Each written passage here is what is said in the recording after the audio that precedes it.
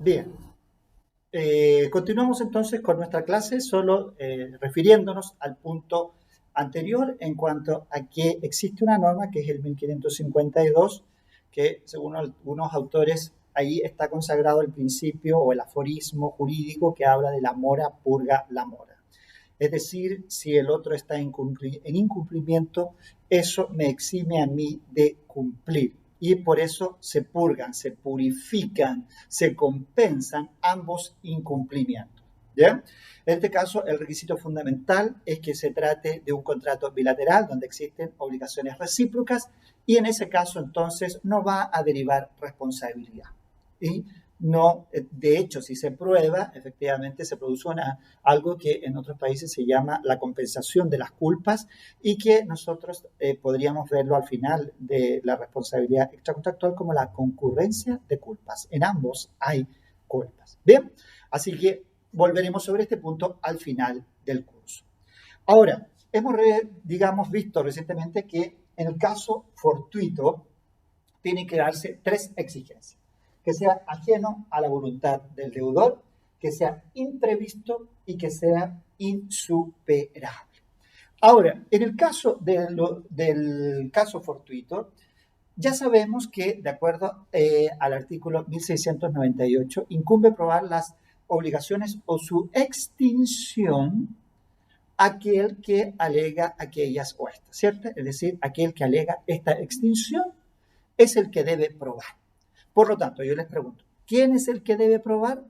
Aquel que alega el caso fortuito. Es decir, el que está sujeto a tener que cumplir con una obligación del contrato y por lo tanto, como no puede cumplirla y quiere eximirse, entonces a él le corresponde probar que existió caso fortuito. Tengan cuidado cómo lo expresan, porque a veces la gente siempre, el alumno suele decir que el caso fortuito tiene que probarlo el deudor.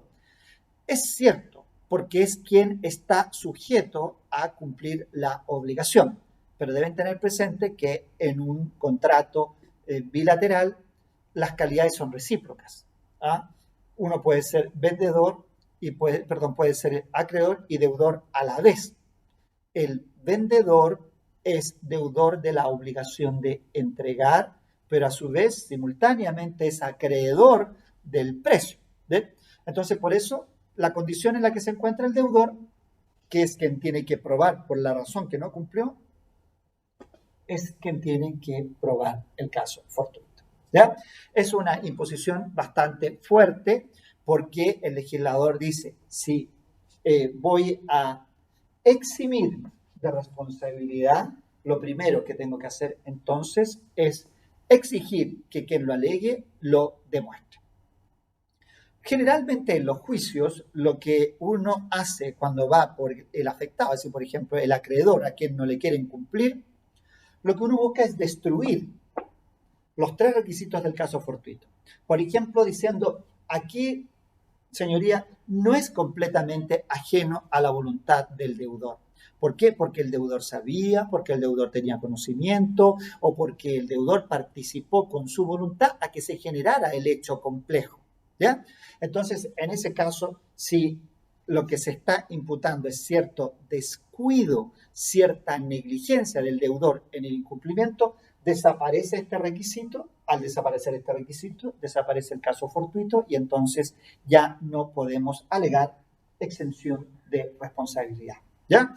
Así que eso tenerlo muy presente cuando uno está por el lado del acreedor, es decir, a quien no le quieren cumplir. La otra alternativa es que uno destruya la imprevisibilidad. ¿Qué significa esto? Señoría, este contrato, en el momento en que se celebró, se tenía conocimiento de esta situación.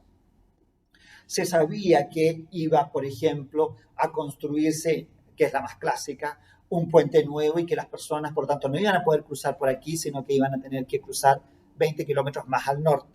Eso lo sabía. No venga ahora el deudor a decir que como no hay puente no puede cumplir. No, no se va a permitir porque en ese caso entonces la situación no era imprevista, sino que se tuvo prevista.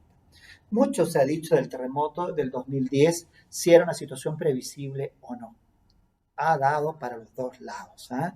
En algunos casos se dijo que Chile siempre había sido un país sísmico y por lo tanto toda empresa que alegara que el terremoto había sido un caso fortuito, porque era un hecho imprevisto, no se podía aceptar ese argumento. ¿Ah? Pasó, por ejemplo, en el caso de Alto Río, el edificio que en Concepción cayó porque la constructora decía, bueno, pero esta es una situación fortuita, no estaba en mis posibilidades prever que podía haber un sismo de tal naturaleza que iba a derribar el edificio. Bueno, en ese caso eso se discutió en si era o no imprevisible un terremoto en Chile, que es un país sísmico por excelencia, ¿cierto? Bueno, ahora en cuanto a lo insuperable, ahí se da un elemento bastante interesante, porque es cierto que a veces no es que no se pueda cumplir, sino que es más oneroso cumplir, es más gravoso cumplir. Por lo tanto, si es más gravoso, si es más oneroso cumplir, eso no exime de cumplir y no es caso fortuito porque no es insuperable.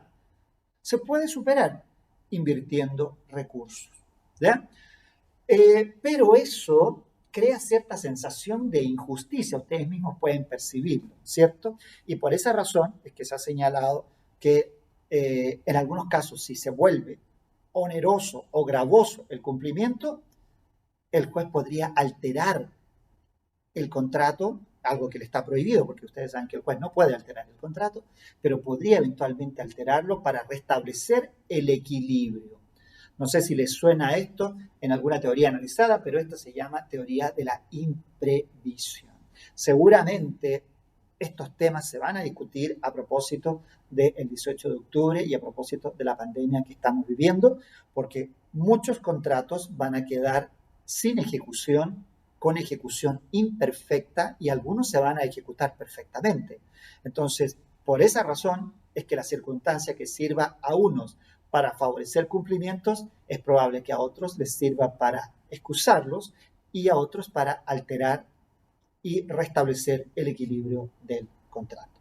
Bien, bueno, hay situaciones que las van a analizar ustedes después, más tarde, en el artículo 1547, en que las personas, a pesar de haberse comprobado el caso fortuito, y haberlo probado, sin embargo, no se exime. ¿Cuándo puede ser? Primero, cuando las partes lo pacten. Imagínense que usted pacta, obviamente, con una compañía de seguros que en caso de sismo concurran a la reparación y paguen el siniestro. Entonces ahí uno podría decir, ¿se compromete usted a pagar aunque la casa se destruya por un evento fortuito? Sí, me comprometo. Obviamente que va a ser más caro, pero es pactable. Es objeto de pacto el que se pueda responder del caso fortuito. ¿Ya? Bien, otra posibilidad es que el caso fortuito sobrevenga durante la mora del deudor. Esto, más que ser una excepción, en el fondo destruye el caso fortuito porque el hecho ya no es totalmente ajeno, salvo que se trate de aquellos casos fortuitos que habrían ocurrido aún si la cosa hubiese estado en poder del deudor. Es una situación que contempla ahí el artículo 1547. Bien, así que tenerlo presente, que son estas situaciones en las que eventualmente, a pesar de existir los requisitos, de existir pruebas, sin embargo, no se exime del caso fortuito. Bien, este es el primer entonces elemento que se analiza en materia de imputabilidad, que es la posibilidad de que no exista imputabilidad. ¿Eh? Es decir, que no se puede atribuir. Si se da el caso fortuito, no habría imputabilidad y si no hay imputabilidad, no hay indemnización de perjuicios. Bien, estimados alumnos, mañana nos queda nuestra última clase grabada en esta modalidad. Se supone que ya el lunes, o el martes, perdón, nuestra clase debería ser interactuando en vivo. No sé si es más cómodo, solo una prevención en el caso que la clase llegue a ser en la modalidad de plataforma abierta, en videoconferencia. Lo importante es algunas recomendaciones que tienen que ver con el uso del equipo, como por ejemplo micrófonos apagados y cámaras también apagadas, porque eso sobrecarga la señal y hace que se vuelva lento. Y en el caso de los micrófonos, muchas veces se escuchan cosas indebidas. Ya nos ha pasado porque los alumnos a veces están escuchando sus músicas y obviamente eso genera un ambiente de ruido en la sala. O sea, la mamá le está llamando la atención porque no ha hecho la cama, eso también pasa a la sala, ¿ven? Entonces se dan algunas cosas que son un poco ajenas a un ambiente normal de clase. Así que al menos como prevención ya para la próxima semana, tener cuidado de que si llegamos a hacer la clase de manera en conferencia, apagar micrófonos, apagar cámaras y solo vamos a usar el indicador de preguntas en el caso que ustedes así lo estimen. Si no, vemos la posibilidad de mantener estas clases en video que a lo mejor resultan más cómodas. Ustedes toman la decisión. Por hoy día no hay tarea, solo las preguntas que hemos ido haciendo durante el video. Hagamos un cuestionario con ellas para ir generando un cuestionario para un próximo evento. Mañana tendremos entonces nuestra última clase semanal. Cuidarse, mantener higienizadas todas las dependencias de su hogar, la ropa y, por supuesto, cuidar mucho a la familia. Un abrazo a todos.